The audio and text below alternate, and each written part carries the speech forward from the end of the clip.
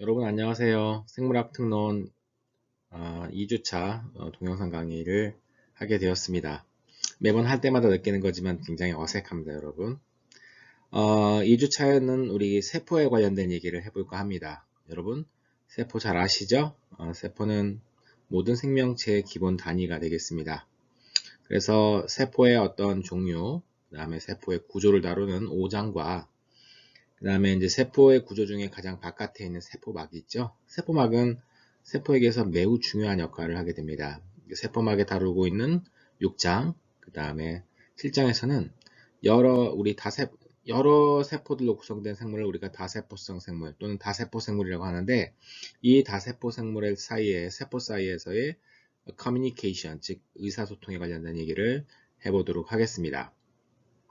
자, 5장의 내용이죠. 5장은 아까 말씀드린 것처럼 이 세포에 관련된 세포의 기본적인 구조, 그다음에 세포의 연구 방법, 그다음에 이제 여러 그 세포의 진화 과정들에 관한 얘기를 해보도록 하겠습니다. 세포설이라고 하는 주장이 있습니다. 여러분 세포는 뭔지 아시죠, 여러분? 식물과 동물 세포를 연구하시던 분들이 예전에 보니까 식물도 그렇고 각각 연구를 한 거죠. 동물도 그렇고 아주 기본적인 단위가 있었다. 그걸 이제 세포라고 합니다. 사실 세포라고 하는 건 레이앤호크가 현미경으로 콜크를 관찰하면서 이제 세포에 관련된 얘기를 처음에 했었죠. 자, 세포설에서 주장하는 것은 다음과 같은 네 가지로 요약해 볼 수 있습니다. 세포는 생명의 기초 단위입니다. 즉, 가장 기본적인 단위이죠. 우리를 만들고 있는 가장 기본적인 단위가 되겠고요. 모든 살아있는 생물들은 세포로 구성되어 있다. 그렇습니다. 그 다음에 세 번째는 모든 세포는 기존 세포로부터 나온다. 세포 하늘에서 뚝 떨어진 게 아니라 기존의 세포가 분열하거나 이런 과정을 통해서 새로운 세포들이 만들어진다는 얘기가 되겠습니다. 마지막으로 현재의 세포는 공통두상으로부터 진화하였다라고 부르는 게 이제 세포설의 마지막 내용이 되겠죠. 자, 여기 이제 세포를 얘기하기 전에 우리 생명의 규모에 대해 얘기를 해보도록 하겠습니다. 생명은 생명이라고 부를 수 있는 것들은 사실 생명체에서 가장 기본적인 역할을 하는 것은 세포가 되겠죠. 세포를 보시면 여기 대부분의 세균으로부터 시작합니다. 세균부터 시작하는데 약은 1 마이크로미터에서 10 마이크로미터 사이의 정도의 이제 세균들이 위치해 있습니다. 우리가 알고 있는 대부분의 동물과 식물 세포는 10 마이크로 이상에서 100 마이크로 사이가 되겠고요. 개구리 알은 난자 중에 엄청나게 큰 거죠. 이 큰 난자 같은 경우에는 1mm가 넘는 한 이렇게 넘는 크기로 구성이 되어 있습니다. 동물들의 크기는 이렇게 지구상에 존재하는 가장 큰 동물인 대왕고래 같은 경우에는 거의 몇십 미터가 되죠. 그리고 식물 중에서는 미국 삼나무가 더 크게 됩니다. 100m 이상 되는 엄청나게 큰 크기를 자랑하고 있습니다. 자, 세포 아래에서는 뭐가 있을까요? 세포를 구성하는 세포 속이관 중 가장 큰 엽록체가 여기 위치해 있습니다. 1 마이크로미터보다 조금 더 크죠. 그 다음에 요즘 문제를 일으키는 바이러스들은 보시면 이제 여기 굉장히 작은 사이즈로 존재합니다. 눈에 보이지 당연히 않죠. 그 다음에 이제 쭉 내려가면 그 단백질과 지질, 우리가 지난주에 얘기했던 거대 분자들 있죠. 그런 거대 분자들이 위치해 있고요. 그 다음에 더 작은 분자, 그 다음에 맨 마지막으로는 원자 같은 것들이 있겠습니다. 실제로 이제 생명체의 기본 속성이 나타나는 것은 세포부터라고 말씀드릴 수 있어요. 스스로 존재할 수 있고 생명의 기본적인 그런 어떤 기능을 할 수 있는 것들이 되겠죠.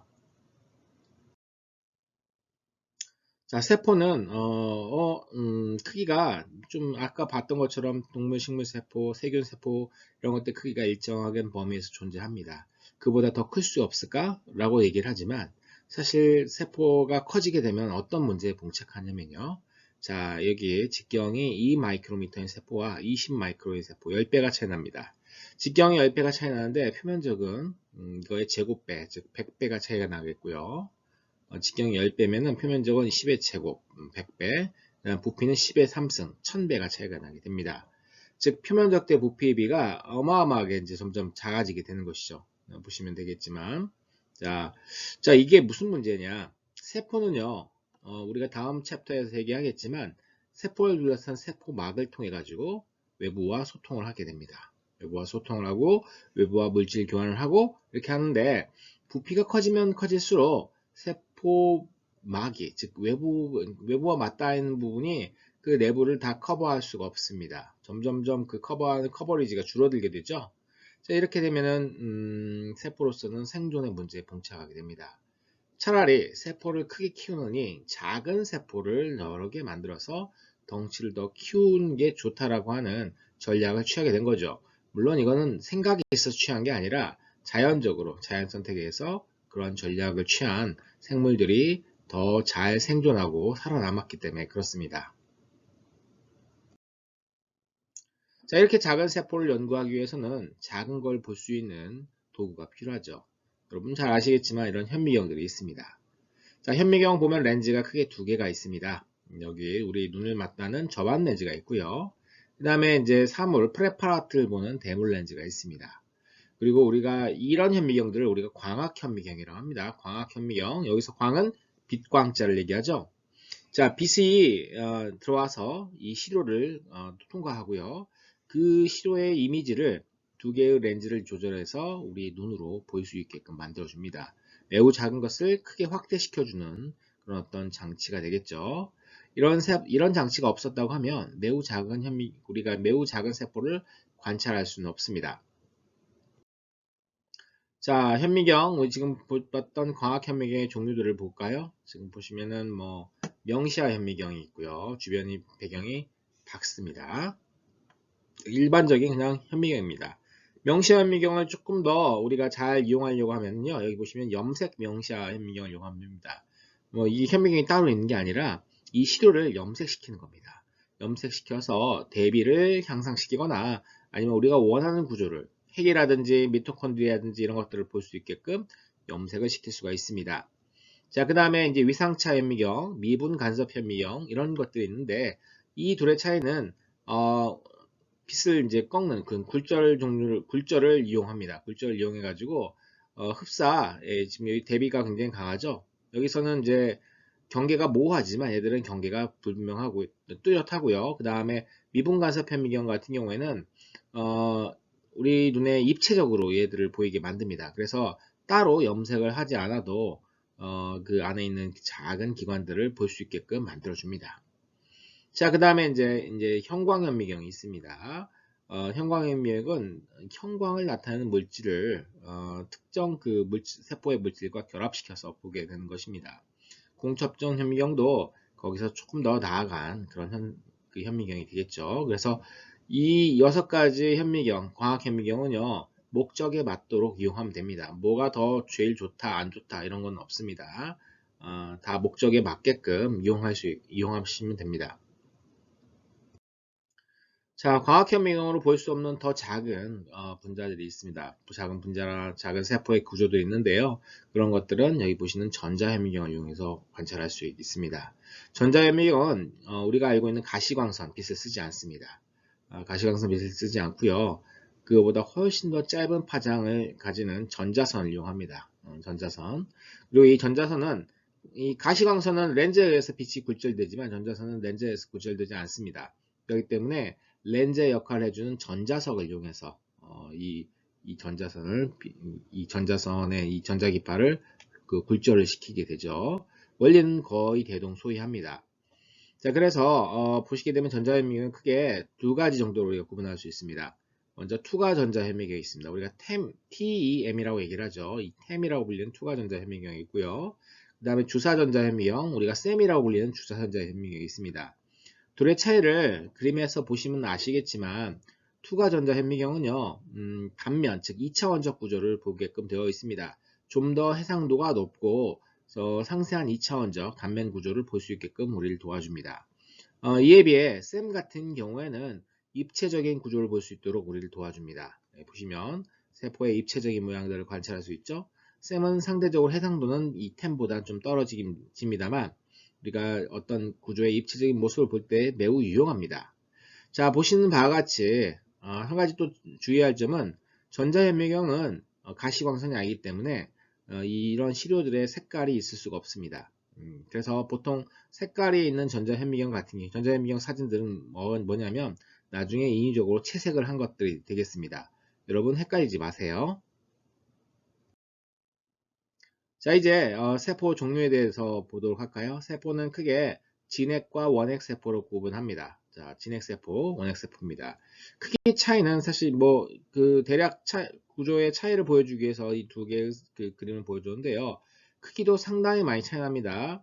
원핵세포가 이만하면 사실 진핵세포가 이만합니다.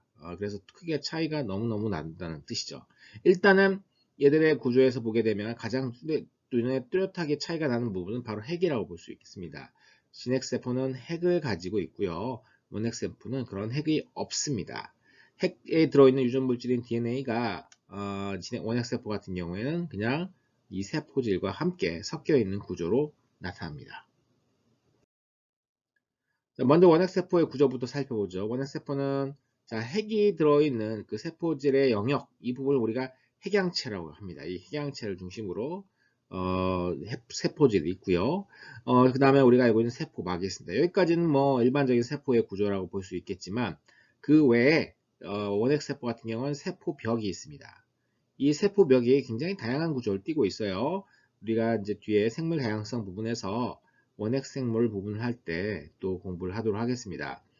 보통 이 세포벽 성분은 펩티도글리칸이라고 불리는 성분이 가장 주를 이루고 있습니다. 펩티도글리칸으로만 구성된 그런 어떤 그 그램 양성균도 있고요. 그램 양성균도 있고요. 펩티도글리칸 외에 따로 외막이라고 불리는 역시 이제 사실 그 세포막과 굉장히 비슷한 구조를 가지고 있는 이 외막 구조를 가지고 있는 그람 음성균도 있습니다. 그래서 굉장히 이 세포벽의 구조가 다양하다는 거 여러분 알아두시고요. 그 바깥에 예를 들어 이제 특정 세포 같은 경우에는 특정 그 세포 같은 경우 피막을 가지고 있어서 숙주의 면역 공격으로부터 좀 강한 면모를 가지는 세포들도 존재합니다. 이건 갖고 있는 애들도 있고 없는 애들도 있어요.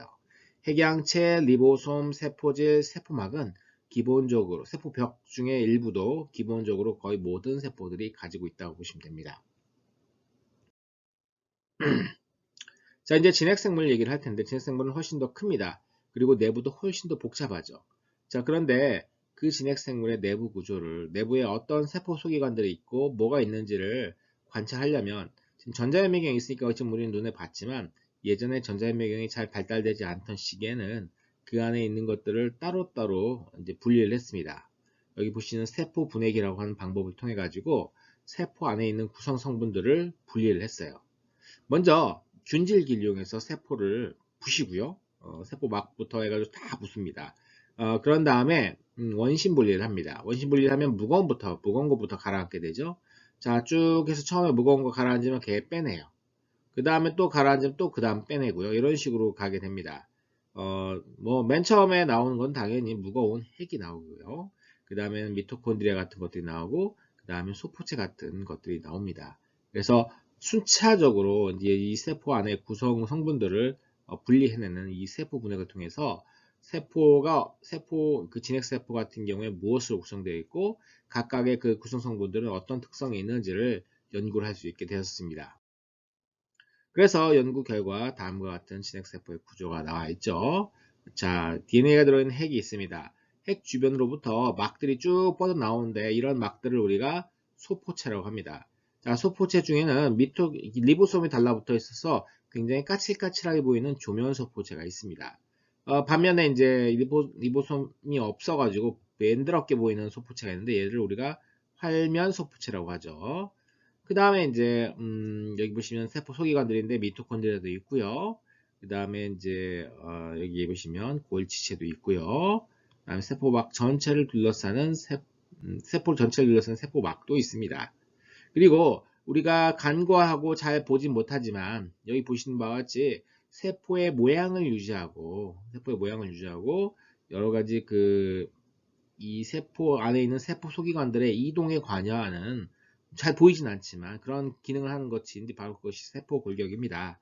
이번 챕터에서 좀 더 뒤에서 자세히 다뤄보도록 하겠습니다. 자, 식물세포입니다. 식물세포는 동물세포와 좀 많이 다릅니다. 일단은 뭐 핵이 있는 구조, 소포체가 있는 구조, 골지체 비슷하고 미토콘드리아 비슷하지만 없는 구조가 있습니다. 엽록체가 있죠. 엽록체는 광합성을 하는 구조가 되겠고요. 그 다음에 퍼옥시좀이라고 불리는 구조가 있습니다. 퍼옥시좀은 이 과산화물, 과산화수소 같은 것들을 분해한 역할을 하게 됩니다. 그 다음에 이제 액포라고 하는 구조가 있습니다. 자, 굉장히 액포가 큰 비중을 차지하는데요. 식물세포에서 액포는 밖으로 내보내지 못하는 여러 가지 그 노폐물들을 저장하고 또 여러 가지 색소 물질들 저장하고 뭐 그런 어떤 여러 가지 목적으로 이용되는 그런 큰 구조물이라 볼 수 있겠습니다. 식물세포가 나이가 들면 들수록 이 액포의 크기가 훨씬 더 커지게 됩니다. 상대적으로. 자, 그 다음에 이제 여기 식물세포의 맨 바깥에 세포막이 있고 그 더 바깥에는 세포벽이 있어요. 여기 보면 세포벽, 우리가 지난주에 배웠던 셀룰로스, 즉 섬유소 성분으로 구성된 세포벽이 있어서 식물세포를 견고하게 지지합니다.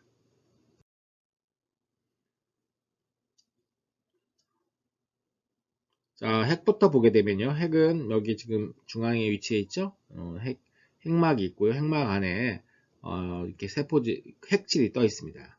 자, 그래서 이 안에 염색질들이 있는데, 염색질이라고 하는 거는 염색질은 뭐냐면 염색체와 그러니까 DNA가 되겠죠. 염색체와 여러 단백질들이 다 섞여 있는 구조라고 보시면 되겠습니다. 그리고 진하게 염색되는 부위가 있는데 이 부분을 우리가 인이라고 합니다. 인은 리보솜과 관련된 구조, rRNA, 그다음에 리보솜 단백질들이 여기에 여기에 있어서 여기서 리보솜이 조립되는 곳이 되겠습니다. 얘는 막으로 둘러싸여 있지 않는 구조예요. 그다음에 이제 이 핵막은 핵공이라고 불리는 이 구조로 둘러싸여 있는데 구멍입니다. 그래서 핵과 세포질 사이에 어떤 그 물질들이 오가는 통로로 이용되게 됩니다. 자, 그 다음에 이제 여기 내막계입니다. 내막으로 구성된 내부 구조인데 여기서 미토콘드리아랑 엽록체는 빠지게 됩니다. 일단 내막계에는 소포체, 그 다음에 골지체, 그 다음에 이들을 연결시키는 소낭 이런 것들이 내막계를 구성한다고 보시면 됩니다. 그래서 소포체에서 특히 조면소포체, 리보솜에 달라붙은 조면소포체에서는 단백질이 합성되는 곳이 되겠고요.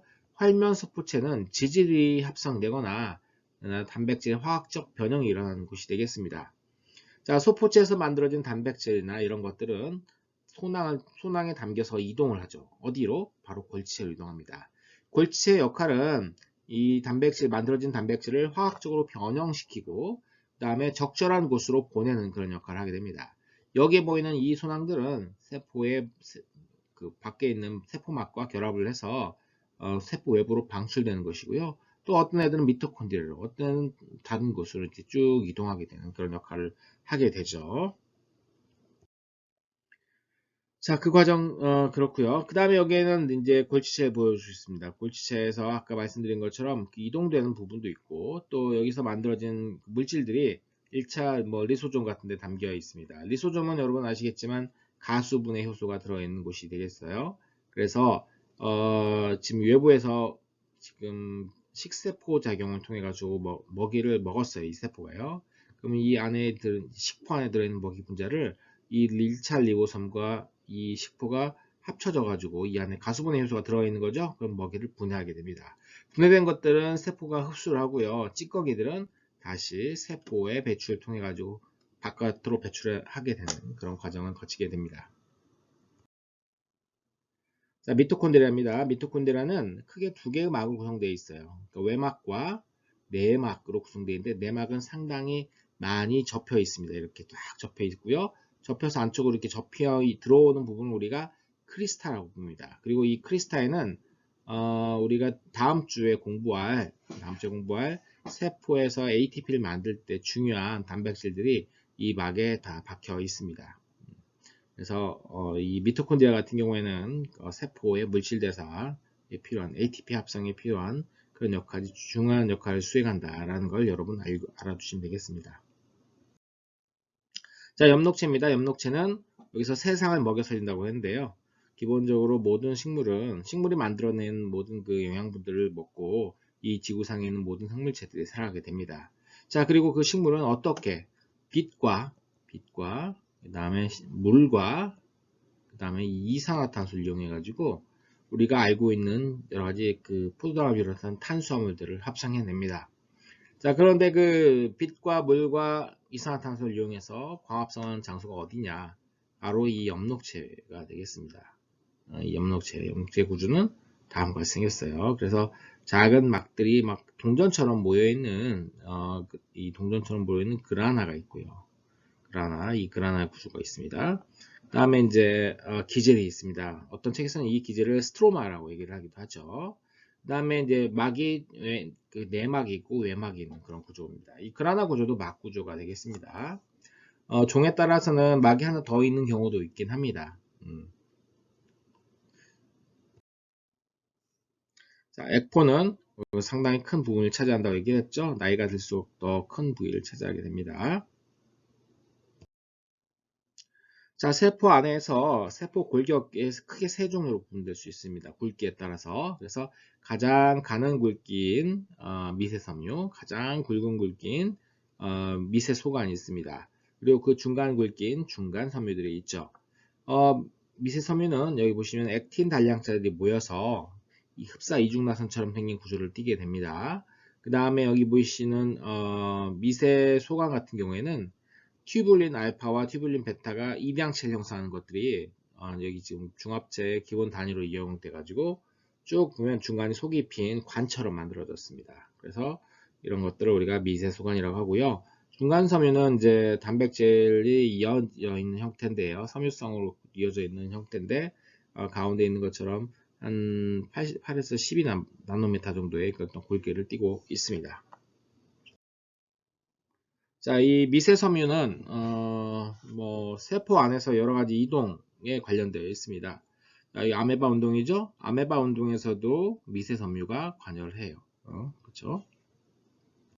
그 다음에 지금 우리 그 소화관의 소장이죠. 소장에서 미세 융털이 있는데요. 이 미세 융털의 이런 볼록볼록 튀어나온 구조는 바로 이 미세섬유가 그 볼록볼록 튀어나온 구조를 만들기 때문에 그렇습니다. 그 다음에 이제 산모나 편모 같은 구조들은요, 그 내부에 미세 소관들이 9 플러스 2 구조를 형성하게 됩니다. 그래서 이 산모와 편모들을 형성한다고 하죠. 그래서 이들이 어떻게 편모와 산모 운동을 하게 되느냐? 두 개의 팔자 모양의 미세 소관들이 지금 여기 보시면 두 개가 있고요. 그 사이를 디네이라 불리는 운동 단백질이 있습니다. 이 디네이는 ATP를 소모하면서 특정 방향으로 이렇게 움직일 수가 있게 되어 있고요. 거기에 이제 넥신이라고 하는 애들이 있음으로써 얘들이 움직일 때 그 움직임을 이렇게 보시면 이 꺾임으로 만들어주게 됩니다. 그래서 편모와 산모들이 꺾이는 모습을 바로 이 디네인과 넥신을 통해서 만들어낼 수가 있습니다. 자, 그 다음에 이 미세소관의 또 다른 특징 중에 하나는 소낭 같은 것들을 이동시킵니다. 여기 보시면 소낭 뒤에 소낭이 이렇게 아까 골지체에서 뭐 소포체에서 골지체, 골지체에서 바깥으로 나가는 과정들을 봤었는데요. 그 소낭이 그냥 움직이는 게 아니라 보시는 바와 같이 그 소낭 밑에는 보이지 않은 이런 키네신이라는 단백질과 미세소관들이 있는 거죠. 그래서 키네신 단백질에 딱 감싸여져서 소낭이 키네신 단백질이 이동하면서 미세소관을 따라 이동할 때 얘들이 향하게 되는 겁니다. 자, 이 모습을 요런 구조죠. 그러니까 소낭이 그냥 스스로 움직이는 것처럼 보이지만 실제로는 그 밑에 미세소관과 이런 키네신 같은 단백질들이 ATP를 소모하면서 움직인다는 걸 여러분 잘 염두해 주십시오. 자, 세포벽입니다. 식물의 세포벽은 이렇게 1차 세포벽, 2차 세포벽인데 여기서는 1차 세포벽밖에 없네요. 두 식물 사이에 지금 세포벽이 구성되어 있는 걸 지금 보고 있습니다. 그 다음에 이제 세포는 세포 바깥에 세포의 구조를 만들게 됩니다. 세포의 구조는 여기 보시는 바와 같이 콜라겐이라든지 프로테오글리카 같은 단백질들이 많이 들어있어요. 프로테오글리카는 단백질만 아닌 게 사실 포도당 성분도 들어있거든요. 여러분 헷갈리지 마세요. 그래서 이들은 세포의 기질을 형성하는 중요한 성분들이 되겠습니다.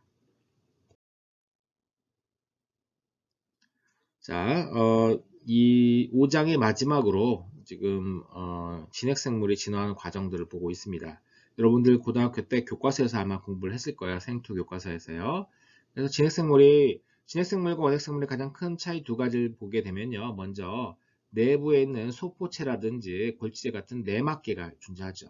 그러니까 내막계의 진화와 그 다음에 엽록체나 미토콘드리아 같은 막으로 구성된 세포 소기관의 진화를 좀 따로 보고 있습니다. 내막계의 진화는 세포 외부에 있는 이 세포막이 안으로 함입돼서 만들어졌다고 보고 있어요. 그래서 최종적으로 저 안쪽으로 들어가서 핵을 둘러싸고 있는 핵막까지 만들어낸다고 보고 있습니다. 그에 비해서 이제 이 세포 내 공생론, 즉 이 미토콘드리아하고 그 다음에 엽록체의 원래 처음 세포는 자유롭게 돌아다니던 세균 세포였는데 이들이 진핵세포의 내부로 들어가고 서로에게 의존하면서 미토콘드리아 같은 경우에는 에너지 대사, 그다음에 그 엽록체 같은 경우에는 남세균이 그 원리가 그 근원이 되겠지만 역시 광합성 이런 역할들을 해주면서 이 숙주세포와 공생관계를 가진다라고 봤습니다. 이 과정을 통해서 여러분 이 두 과정을 통해서 엽록체가 그 진핵생물을 진화했다고 보고 있습니다. 자, 6장에서는 세포막에 관련된 얘기를 하도록 하겠습니다. 세포막. 세포막은 세포의 경계이기도 하고요. 경계이지만 그냥 막혀있는 경계는 아닙니다. 특정 물질들을 안으로 들이고 바깥으로 내보내고 하는 그런 역할도 하게 되겠죠. 뿐만 아니라 이 막에 보면 수많은 단백질, 여기 보시는 단백질들이 박혀 있는데요. 이 단백질들은 특정 물질 수송한 수송 통로로도 이용되지만 또 외부의 신호를 받아들여서 내부로 전달하는 그런 역할들도 하게 됩니다. 6장에서는 그런 내용들에 대해서는 공부를 하도록 하죠. 자, 막의 모형을 이제 보통 우리가 유동 모자이크 모형으로 많이 설명합니다. 막은 인지질 이중층으로 구성되어 있죠. 주로 이제 인지질로 구성되어 있는데 이 인지질들이 서로 뭐 공유결합으로 연결된 게 아니에요. 그래서 인지질들이 자유롭게 여기를 자유롭게 섞이고 이러기 때문에 이런 어떤 약간 흐물흐물한 막 구조, 막이라고 생각하시면 됩니다. 거기에 이제 콜레스테롤이 들어가 있고요. 콜레스테롤은 막이 너무 딱딱해지거나 막이 너무 막의 유동성이 너무 증가하거나 감소하는 걸 막아주는 역할을 하게 됩니다. 그리고 이 단백질들이 존재하죠. 단백질들은 막이 가지고 있는 중요한 기능들, 경계의 기능은 인지질이 하지만 경계 외의 수송이라든지 신호 전달 이런 기능들은 이제 단백질에 의해서 이루어지게 됩니다. 막구조 보시게 되면 아주 복잡하게 되어 있죠. 여기 보시면 단백질들이 있습니다. 인지질 이중층이 대부분을 구성하고 있고요. 단백질 중에 어떤 애들은 이렇게 막을 관통하는 내재성 단백질들이 존재합니다. 그 다음에 어떤 애들은 막의 한쪽 면에만 존재하는 외재성 단백질이 있고요. 막의 바깥에는 아까 봤던 그 세포 외 골격들이 둘러싸고 있고요. 막의 내부에는 세포 골격들이 들어 있습니다. 그래서 이 단백질들은 세포 외 골격과 세포 내 안에 있는 세포 골격과 상호작용을 하면서 세포들의 그런 어떤 그 위치를 고정하거나 형태를 고정하는 그런 역할들을 하게 됩니다. 자, 막의 인지질 이중층이죠. 인지질은 물과 친한 부분과 그다음 물과 친하지 않는 부분이 있는데 물과 친하지 않는 부분들이 서로 뭉쳐서 이 내부를 구성하고요. 바깥에 이제 물과 친한 부분들이 외부를 구성해서 막의 안쪽과 바깥쪽은 다 물 성분이지만 그 내부는 기름 성분, 즉 지질 성분이 되겠습니다. 자, 내재성 막을 통과하는 내재성 막단백질은 당연히 이 내부에 있는 도메인 같은 경우에는 물과 친하지 않는 부분들이 존재하고요. 밖에 노출되거나 안쪽으로 향하는 부분들은 물과 친한 부분들이 이제 구성이 되어 있습니다. 자, 이런 단백질 연결하기 위해서 하는 방식이 이제 동결 파쇄법입니다. 동결 파쇄법은 여기 보시는 그 세포처럼 세포를 얼려요. 그런 다음에 미세한 칼을 이용해서 이 막과 인지질 이중층 사이를 벌려서 떼냅니다. 떼내가지고 얼려져 있으니까 그대로 나오겠죠. 이 여기에 붙어 있는 단백질들을 확인하게 되는 것이죠. 자, 세포막의 기능 뭐 여러 가지 게 있겠지만 여기 첫 번째 나온 걸 보시게 되면 부착과 인식에 있어서 중요한 기능을 수행합니다. 부착과 인식에 있어서요. 그래서 이제 여기 지금 해면 세포죠. 해면 우리가 스폰지라고 불리는 해면들을 막 갈아가지고 세포 단위로 흐트러 놓고 이들을 다시 만나게 했어요. 그랬더니 여기 보시면 막에 있는 프로테오글리칸들의 노출 부위가 서로 결합해가지고 자기 같은 종의 세포인지를 안다고 합니다. 그래서 서로 뭉쳐가지고 다시 해면 동물 형성하는 걸 볼 수가 있습니다. 그 다음에 이제 막은 그 세포, 다세포성 생물 같은 경우는 세포들이 서로 연결되어 있죠. 연결되어 있는데 이 연결하는 구조를 우리가 세포 연접이라고 합니다. 세포 연접은 기능에 따라 크게 세 가지로 구분되는데요. 밀착 연접은 세포와 세포 사이에 뭘 통과시키지 못하도록 타이트하게 밀착시켜주는 역할을 합니다. 재봉틀 박은 것처럼 하죠. 자, 이런 부분들이 이제 존재하는 것이 밀착 연접이고요. 그 다음에 이 사이를 통과시켜주지만 세포와 세포 사이를 연결시켜준 역할 하는 것이 바로 접착반이라고 합니다. 그 다음에 이제 간극 연접은 줄을 연결시켜주는 역할보다는 둘 인접한 세포들 사이에 구멍을 서로 뚫어줌으로써 두 세포들이 어떤 물질들을 교환할 수 있게끔 해줍니다. 이걸 우리가 간극 연접이라고 합니다. 자, 세포 외기질, 세포 바깥에 있다고 했죠? 콜라겐이라든지 이런 부분들이 있는데요. 인테그린이라고 하는 단백질이 보시게 되면은 세포 바깥에 뻗어서 콜라겐과 이 결합을 하고 있는 걸 볼 수 있습니다. 자, 여기 보시는 바와 같이 이 세포 외 기질은요, 이 세포가 이동할 때 마치 철길과 같은 역할을 하고요. 그런 철길 역할을 할 때 바퀴와 같은 역할을 하는 것들이 바로 이런 인테그린들이 그런 역할을 하게 됩니다. 그래서 바퀴들을 이렇게 쭉 이동시키고 다시 이제 얘가 떨어져 나오면 다시 세포 내부로 들어서 다시 뒤쪽으로 옮겨가지고 세포가 특정 방향으로 이동할 수 있게끔 도와줍니다. 이제 세포에서의 물질 이동에 대해서 알아볼까요? 먼저 우리가 확산에 대해서 알아보죠. 확산은 가장 기본적인 어떤 그 분자의 운동이라고 볼 수 있습니다. 자, 확산은 평형 상태를 향한 무작위 운동이라고 볼 수 있는데요. 여기 잉크를 떨어뜨리죠. 잉크가 이 비커의 물에 쫙 퍼집니다. 예, 이 상태는 굉장히 엔트로피가 낮은 상태. 엔트로피가 점점 좀 높아지는 거죠. 전체가 균일하게 이제 섞이게 되기 때문에 이렇게 되는데, 이 상태로 갈 때까지 이 물감 분자가 농도가 높은 곳에서 낮은 곳으로 퍼져 나가게 되는 겁니다. 이게 확산이죠.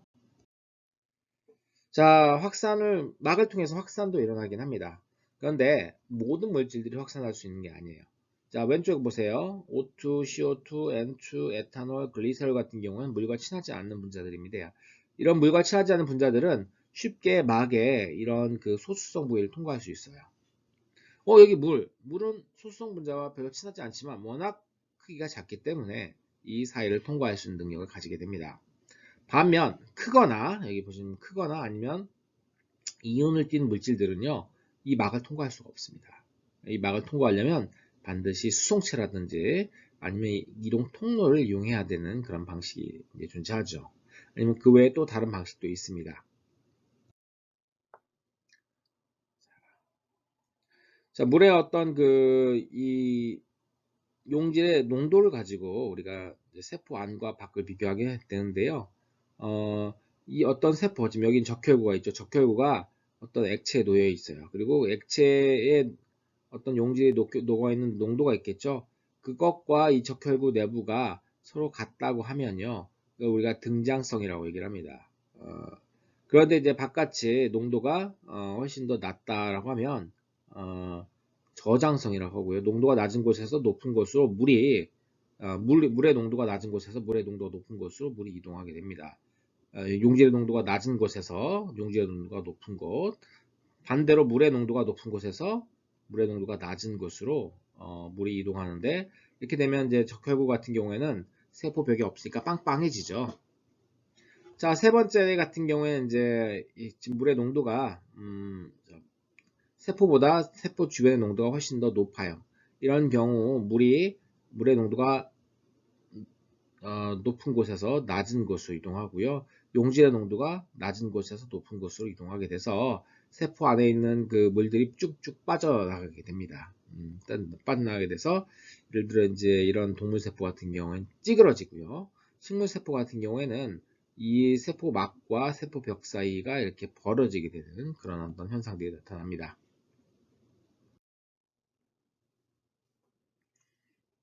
자, 막에서의 물질 수송은 제가 아까 말씀드린 그런 이온이라든지 아니면 큰 분자, 극성 분자 같은 경우에는 통로, 수송체를 통해서 가게 됩니다. 자, 이런 통로 같은 경우에는 크게 뭐 여러 가지가 통로를 구분하면 많지만 여기서 개폐성 통로라고 얘기하는 것은요. 특정 조건을 만족시켰을 때 열리는 것들을 우리가 개폐성이라고 해요. 열렸다, 닫혔다, 열렸다, 닫혔다. 그래서 여기 보시면 어떤 자극하는 분자가 결합 장소에 결합하게 되면 열리게 돼서 특정 이온들이라든지 이런 것들을 통과시키는 그런 경우가 되겠습니다. 이 개폐성 통로 단백질을 잘 이해하셔야 나중에 우리가 신경에 대해 이해할 때 도움이 됩니다.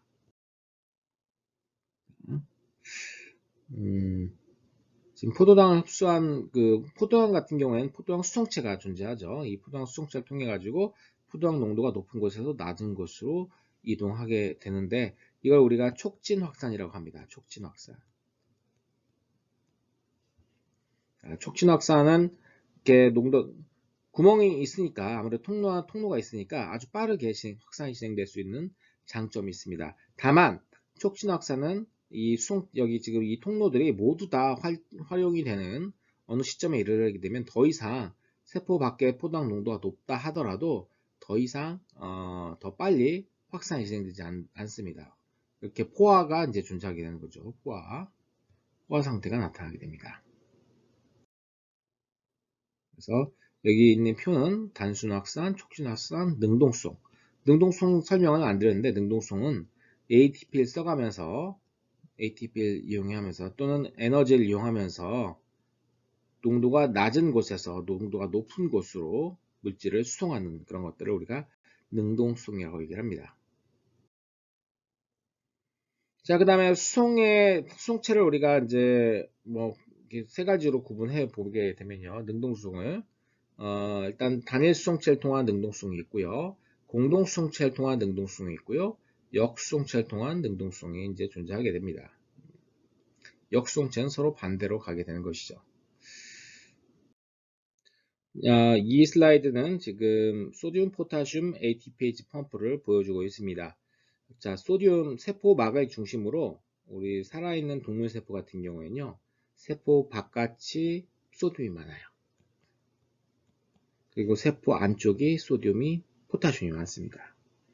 그래서 세포 안쪽과 있는데 우리 세포는 지속적으로 이런 어떤 바깥쪽에 소듐의 농도가 높고 안쪽에 포타슘 농도 높은 상태를 유지하기 위해서 ATP에 써가면서 이 상태를 유지시키는데요. 그때 작용하는 펌프가 바로 소듐 포타슘 펌프가 되겠습니다. 그래서 안쪽에 3개의 소듐 이온을 바깥쪽으로 내보내고요. 그 다음 바깥쪽에 있는 포타슘 2개의 이온을 안쪽으로 들여보냅니다. 이럼으로써 아까 말씀드린 것 같이 바깥쪽에 높은 소듐 이온 농도, 안쪽에 높은 포타슘 이온 농도를 유지할 수가 있습니다. 자, 이런 것처럼 직접적으로 이 수송체나 펌프가 ATP를 소모하는 걸 우리가 1차 능동수송이라고 얘기를 합니다. 자, 여기 그림에서는 2차 능동수송을 보여주고 있어요. 2차 능동수송은 1차 능동수송, 특히나 소듐 포타슘 펌프에서 만들어진 소듐의 농도의 이 농도차 있죠? 농도 기울기를 이용해 가지고 여기에 있는 이 수송체가 이 소듐과 더불어 다른 물질들을 공동 수송하는 경우가 있습니다. 예를 들어 이제 우리 포도당 수송을 할 때 포도당이 세포 안에는 높고 세포 밖에 낮은 상태로 존재해요. 그런데 이렇게 확산될 수는 없죠. 당연히 낮은 곳에서 높은 곳으로.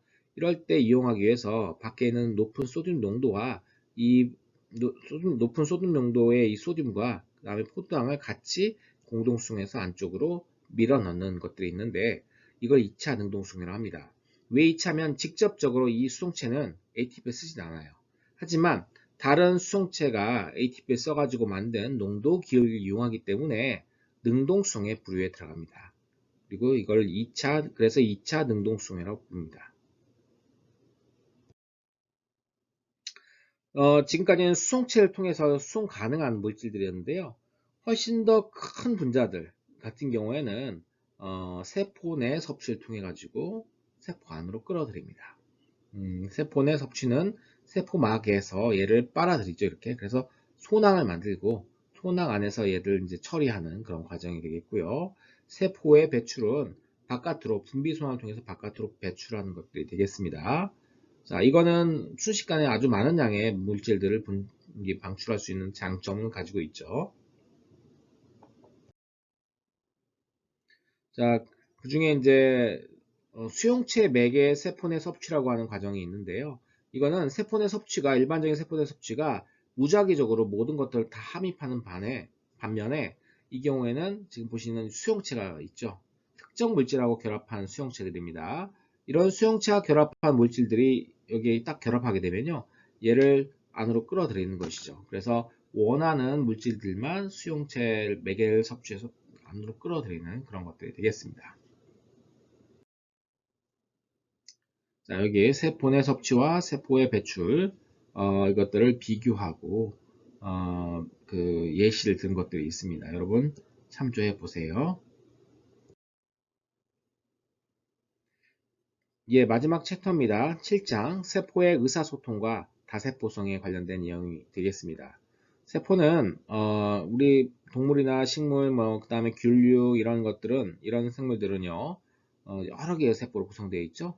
그 여러 개의 세포들이 구성되어 가지고 서로가 서로 의사소통을 통해 가지고 뭐 항상성을 조절한다든지 아니면 뭐 필요한 어떤 그 반응을 매개한다든지 이런 것들을 할 수가 있게 됩니다. 이것들이 이제 그래서 세포의 의사소통이 굉장히 중요하게 되죠. 실전에서는 어떻게 그러면 세포들이 의사소통을 하는지에 대해서 살펴보도록 하겠습니다. 자, 신호와 신호 전달입니다. 외부 및 내부의 신호가 세포의 반응을 유발하게 되겠죠. 그렇죠? 그래서 그 신호는 여러 가지 물질들이 주로 오게 됩니다. 즉 화학 물질들이 신호가 많아요. 이 신호는 특이적인 수용체와 반응을 하게 됩니다.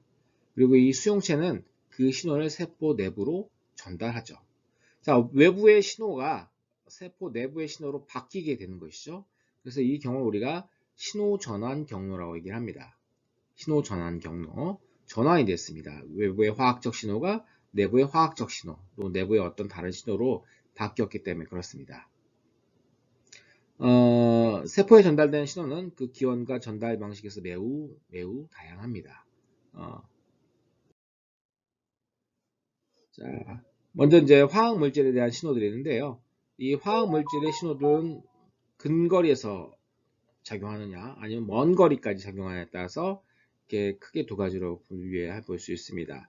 근거리에 작용하는 것들은 근접 분비, 옆에 있는 세포들, 국소 분비, 근처에 있는 세포들, 자가 분비, 스스로에게 분비하는 이런 경우가 있겠고요. 먼 거리의 세포로 신호를 전달하는 것들은 우리가 호르몬 같은 것들을 뜰 수 있습니다. 이걸 우리가 내분비라고 얘기를 하는데요. 내분비. 내분비에 의해서 이 분비 세포가 물질을 먼 거리까지 보내는 고속도로, 즉 혈관에 이거를 싣습니다. 혈관을 타고 쭉 가고 표적세포가 이 물질을 받아들여서 거기에 반응하는 그런 방식을 나타내죠. 자, 수용체는 아까 말씀드린 그런 신호에 반응하는 어떤 그 단백질이라고 볼 수 있겠습니다. 우리 몸 안에는 지금도 저의 몸도 그렇지만 수많은 신호 분자들이 막 분비되고 이동하고 있습니다. 근데 그 분비되고 이동된 그 분자들은 모든 세포에 영향을 미치는 게 아니라 그 수용체, 해당 분자에 결합할 수 있는 수용체를 가진 세포에만 작용하게 됩니다. 이게 아주 중요하죠. 자, 그래서 이 신호 분자가 수용체에 결합하게 되면요. 자, 수용체는 이게 지금 막에 걸려 있죠. 막에 걸려 있어 가지고 예를 들어 이제 어떤 경우 아주 빠르게 나타나는 경우에는 이 막에 결합한 수용체 분자가 여기 다른 어떤 분자들의 활성을 변화시켜서 효소를 활성화시킨다든지 세포를 이동시킨다든지 이런 단기적 변화를 일으키고요. 또 어떤 신호들 같은 경우에는 핵 안으로 들어가서 DNA 전사를 변화시킨다든지 하는 장기적인 변화를 유발하기도 합니다. 그래서 이제 여기 우리가 얘기할 신호전환 경로는 무엇이냐? 신호에 대한 세포의 반응을 이끌어내는 일련의 분자적 사건과 화학 반응들을 우리가 신호전환 경로라고 얘기를 합니다. 여기 지금 아데노신 신호, 여기 파란색으로 되어 있는 게 아데노신이에요. 그 다음에 아데노신의 수용체가 지금 빨간색으로 이렇게 표시가 되어 있죠. 수용체에 결합하게 되는데, 이 아데노신이라는 게 무엇이냐면은, 아데노신은 신경 전달 물질 같은 구조인데요. 이 아데노신이 우리 각성 활성을 억제합니다. 즉, 졸립게 만들어요. 뇌에서 아데노신이 분비가 되게 되면요. 그런데 아데노신과 굉장히 유사한 구조로 카페인이 있습니다. 여기 보시면 육각형 구조가 굉장히 유사한데요. 카페인을 마시게 되면 아데노신이 결합할 자리에 딱 결합을 해버려요. 그러니까 아데노신과 경쟁적으로 아데노신 수용체에 결합하는데, 아데노신 수용체에 결합하면 신호 전환 경로를 유발하지만 얘는 유발하지 않아요. 그러니까 얘가 신호 전환 경로를 유발하면은 졸립죠. 각성 효과가 떨어지니까요. 그런데 얘가 딱 결합함으로써 어때요? 얘가 결합 못하니까 졸립지 않게 만듭니다. 그래서 카페인을 마시게 되면 우리가 약간 정신이 말똥말똥해지는 이유가 거기에 있어요. 이런 관계처럼 아데노신의 역할을 방해하는 물질, 이걸 우리가 카페인이라고 하는데, 이런 걸 우리가 길항제라고 얘기를 합니다. 또 어떤 경우에는 구조가 너무 비슷하게 생겼는데 그 기능을 강화하는 경우도 있어요. 이런 경우는 우리가 작용제라고 합니다. 즉, 작용제는 기능을 도와주고 보조하는 역할, 기량제는 그 기능을 반대하는 역할이라고 생각하시면 됩니다. 자, 수용체는 지금까지 제가 세포 막에 있는 수용체만 얘기했는데요. 사실 세포 내부에 있는 수용체도 있습니다. 왜냐하면 세포 내부에 있는 수용체는 특히나 이제 콜레스테롤, 그 스테로이드 호르몬 같은 것들은요, 세포 막을 통과해서 들어갈 수가 있어요. 그렇기 때문에 세포 내부에 보통 수용체가 많습니다. 하지만 대다수의 신호분자들은 세포 막에 있는 그 수용체에 결합하게 되고요. 이런 세포막에 있는 그 수용체는 크게 세 가지 종류로 구분해 볼 수 있습니다. 먼저 막의 결합, 이 수용체가 신호가 딱 결합하게 되면 그 자체가 이온 통로로 작동해서 이온을 통과시키는 애들이 있습니다. 두 번째는 단백질 인산화 효소가 있어요. 그 수용체가 그 인산화 효소의 기능을 하게 됩니다. 세 번째는 지단백질 연계 수용체인데, 얘는 효소도 아니고 이온 통로도 아니에요. 하지만 지단백질이라고 하는 매개체를 통해 가지고 세포 내에 굉장히 다양한 반응을 매개할 수가 있습니다. 크게 세 가지로 우리가 세포막에 있는 수용체를 분류할 수가 있습니다. 살펴보게 되면요, 여기 지금 이온 통로가 있죠. 예를 들어 아세틸콜린이 결합하게 되면 아세틸콜린 수용체가 여기에 이 이온 통로가 그 수용체 역할을 겸합니다. 결합하게 되면 얘가 구조가 변하면서 그 내부로 소듐 이온들을 통과시키는 그런 역할을 하게 되겠죠. 자, 이런 그 이온 통로의 역할. 두 번째, 제가 인산화 효소 기능을 가진 애들이 있다고 말씀드렸습니다. 그 중에 대표적인 게 인슐린 수용체 같은 것들인데요. 인슐린 수용체는 인슐린에 결합을 하게 되면요, 얘들이 이제 서로 다르게 있는데 이 두 개씩 결합하게 됩니다. 두 개씩 결합하고 두 개가 서로를 인산화시켜요. 그래서 인산계를 붙이고, 또 얘들이 활성화가 되게 되면요, 다른 단백질들, 세포질에 있는 다른 단백질을 인산화시켜서 얘의 활성을 변화시킵니다. 그렇게 돼서 인슐린의 작용을 나타낼 수 있게끔 기능을 하죠. 자, 지단백질 연계 수용체입니다. 제가 말씀드렸죠. 이 수용체는 자기 자체로서는 특별한 기능이 없어요. 특별한 기능이 없지만 G단백질, 왜 이름이 G단백질이라면 GTP가 붙어있기 때문에 그렇습니다. GDP가 붙어있는 상태, 활성이 없는 G단백질에 얘가 이제 화학 신호가 결합하게 되면 이 수용체가 이 지단백질을 활성화시킵니다. GTP를 결합시켜서. 그럼 활성화된 지단백질은 그 중에 일부가 떨어져 나오면서 세포막을 따라 흐르다가 여기 보시게 되면 실제로 작용하는 효과기 단백질의 작용을 도와줍니다. 그래서 세포의 반응을 유발하는 그런 형태를 띠게 되죠. 지단백질 연계 수용체는 이러한 기능을 통해 가지고 그 신호를 전환시킵니다. 자, 제가 아까 말씀드렸던 세포 내 수용체가 되겠습니다.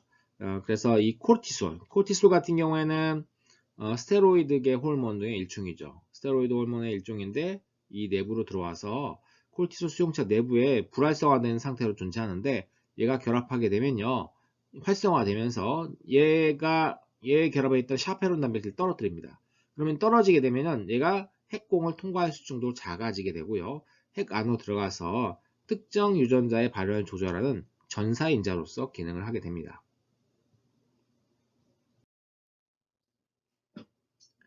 자, 이 신호전환은 여러 가지 기능을 합니다. 특히 이제 여기 그 지금 여기 신호전환 경로에 여러 그 세포막에 이렇게 있으면요, 그 세포막에 여러 신호전환 경로를 통과하다 보면은 수많은 중간 단백질들을 통과하게 돼요. 자, 근데 여기 보시면 라스가 있습니다. 라스는 우리가 세포 분열을 촉진할 때 신호 분자가 뭐가 쓰이냐면요, 여러 가지 그 그로스 팩터들, 생장 인자들이 있습니다. 생장 인자들이 있는데 그 생장 인자가 수용체에 결합하게 되면요, 그 중에 중간 단계 라스라고 하는 단계가 있습니다. 라스. 이 라스 단계가 있는데 라스는 일종의 지단백질입니다. 보시면 라스 GDP가 있는데 얘가 GTP가 결합하게 되면 라스가 활성화된 상태예요.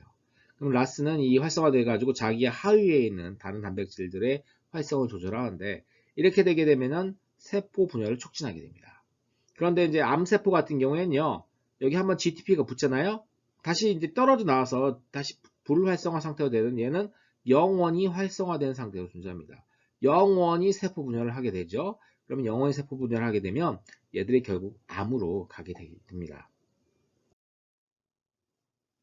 여기 이제 라스의 그 과정들을 보고 있습니다. 생장인자가 결합하죠. 생장인자는 보통 생장인자의 수용체는요, 인산화 효소의 활성을 띠고 있는 경우가 많습니다. 자, 그래서 생장인자 결합해서 얘가 자기가 스스로 인산화시키고, 자, 여러 가지 중간 단계에 있습니다. 지금 생략이 되어 있지만 그 중에 이제 어떤 애가 라스에 GTP를 붙이게 되죠. 그럼 라스는 라프를 활성화시키고요. 라프는 또 그 MEK를 활성화시키고, MEK는 맵 카이네이즈, 맵 인산화 효소를 활성화시킵니다. 맵 인산화 효소는 세포 내에 들어가서 핵 안으로 들어가가지고 여러 가지 세포 분열을 자극하는 유전자들을 촉진시키게 됩니다. 자, 보십시오. 지금 여러 단계를 거쳐서 가게 되죠.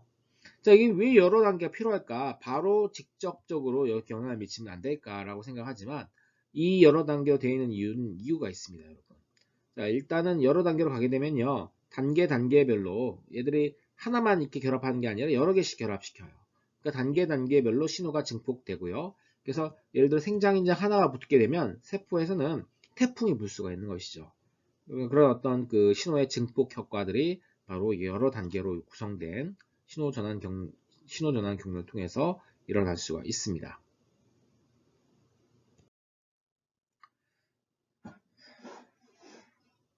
자, 지금 우리가 지단백질 이 과정들을 보게 되는데요. 보통 그 지단백질 연계 수용체 같은 경우는요, 2차 전달자를 이용하는 경우가 많습니다. 자, 1차 전달자, 2차 전달자라는 표현이 있는데요. 1차 전달자는 세포 외부에서 이 수용체에 결합하는 애들이 1차예요. 그리고 세포 내부에서 이제 신호 분자가 있는데 그걸 2차 전달자라고 얘기를 합니다. 그래서 1차 전달자와 달리 세포 안에서 확산돼 가지고 여러 반응들을 내게 하는 신호가 2차 전달자가 되겠습니다. 대표적인 2차 전달자로는 고리형 AMP, CAMP라고 불리는 이것들이 있는데요. CAMP는 ATP로부터 만들어집니다.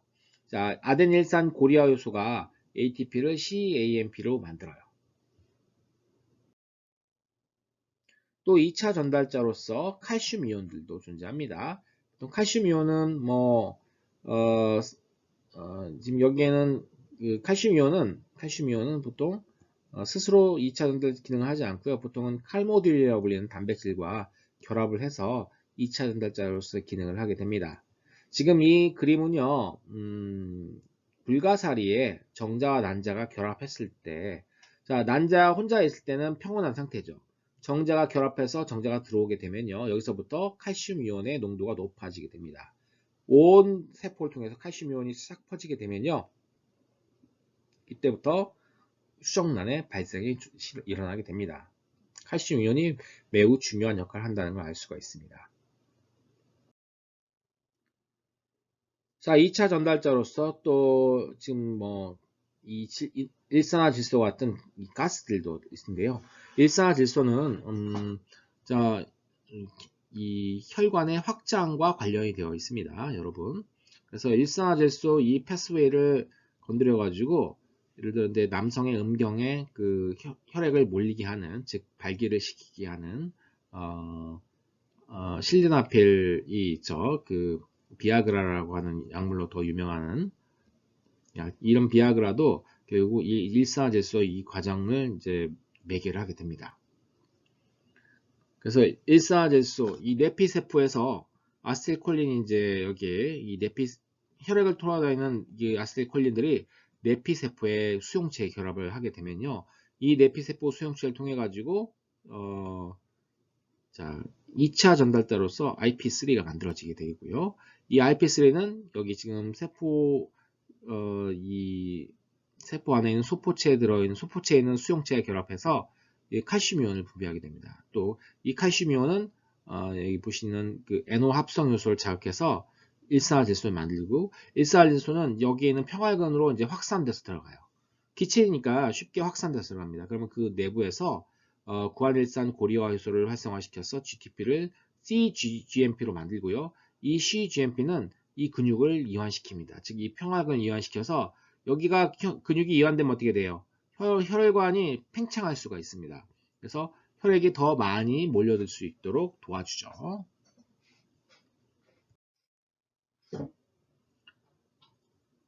자, 우리가 지금 신호 전환 경로를 얘기했는데요. 신호 전환 경로는 제가 아까 앞서서도 얘기했지만 보통 여러 단계로 구성되어 있습니다.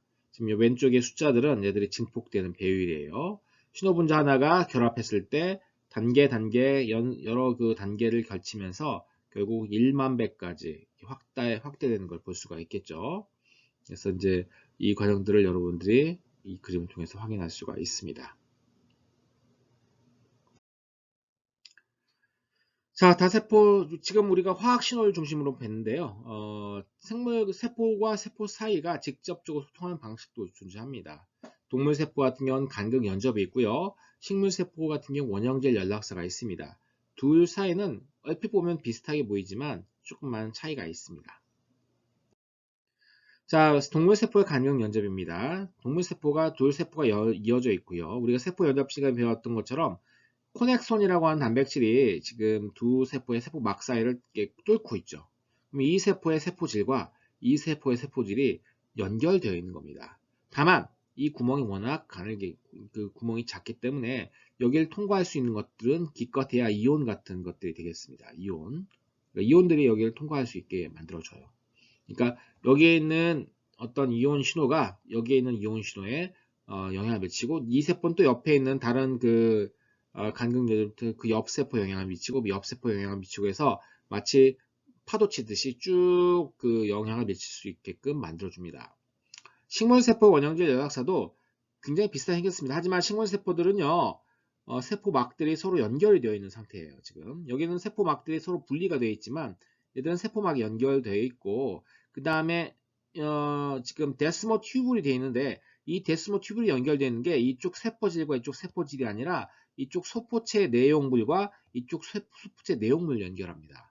그래서 약간 차이가 있다는 걸 여러분들이 확인할 수가 있어요. 여기도 역시 구멍이 작기 때문에 뭐 어마어마하게 큰 것들이 통과할 수는 없습니다, 여러분. 자, 지금까지 우리 세포에 대해서 좀 공부를 했습니다. 대학원 수업이다 보니까 제가 아주 자세한 설명은 생략했고요. 여러분들이 그 나머지 부분들은 스스로 학습을 통해서 공부를 할 수 있도록 있기를 원합니다, 여러분. 역시 그 온라인 수업이다 보니까 출석 체크형 과제를 맨 마지막에 끼워 넣었습니다. 여기서의 과제는요, 다세포성 생물에서 의사소통이 중요한 이유를 중고등학교 학생이 이해할 수 있도록 비유를 넣어서 써보세요 라고 했습니다. 여러분들이 아무래도 현재 학교에서 학생들을 가르치고 있거나 아니면 또 앞으로도 가르칠 그런 그 예비 교사이기 때문에 이런 어떤 그 부분들을 좀 한번 잘 생각해 보면 좋겠다 싶어서 이런 과제를 내게 되었습니다. 이번 주에 여러분들 그 세포의 구조, 그 다음에 세포에서의 세포막의 어떤 그 기능, 그 다음에 세포에서의 의사소통, 아주 중요한 내용들에 대해서 학습을 했습니다. 자, 오늘 수업은 여기서 마치도록 하겠습니다. 감사합니다.